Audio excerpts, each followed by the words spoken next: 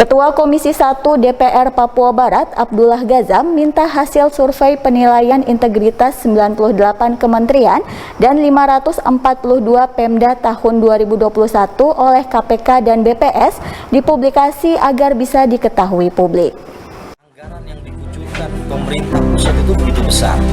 Permintaan Ketua Komisi 1 DPR Papua Barat, Abdullah Ghazam, disampaikan menanggapi rencana KPK dan BPS melakukan survei penilaian integritas 98 kementerian dan 542 Pemda 2021 untuk melihat perbaikan yang dilakukan, mengingat hasil survei 2019 menemukan 99% suap dan 91% gratifikasi terjadi di instansi pemerintah, serta suap lelang jabatan 63%.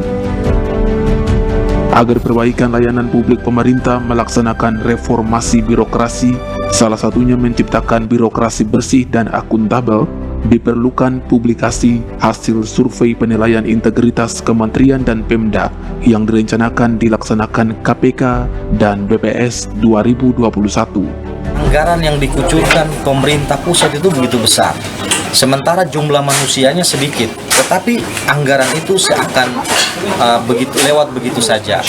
Karena bisa saja untuk membuktikan bahwa survei yang dilakukan itu memang benar adanya, sehingga yang terjadi di pemerintah itu kinerjanya memang tidak maksimal. Contoh misalnya kita di Papua Barat ini, anggarannya sejak saya menjadi anggota DPR itu kan tahun pertama itu sekitar 9 triliun. Kemudian karena COVID turun lagi ke 8, 6. Kemungkinan besar di 2022 APBD kita itu sekitar mencapai 4 triliun lebih.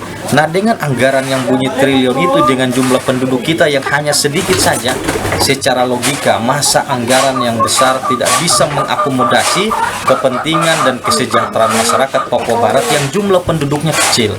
Jika dibandingkan dengan daerah lain jumlah penduduknya besar, APBD-nya kecil, tapi toh tingkat masyarakatnya jauh lebih sejahtera. Itu sebabnya Papua Barat dan Papua ini misalnya masuk dalam kategori provinsi termiskin. Bisa jadi itulah bagian dari pembuktian kebenaran survei yang dilakukan.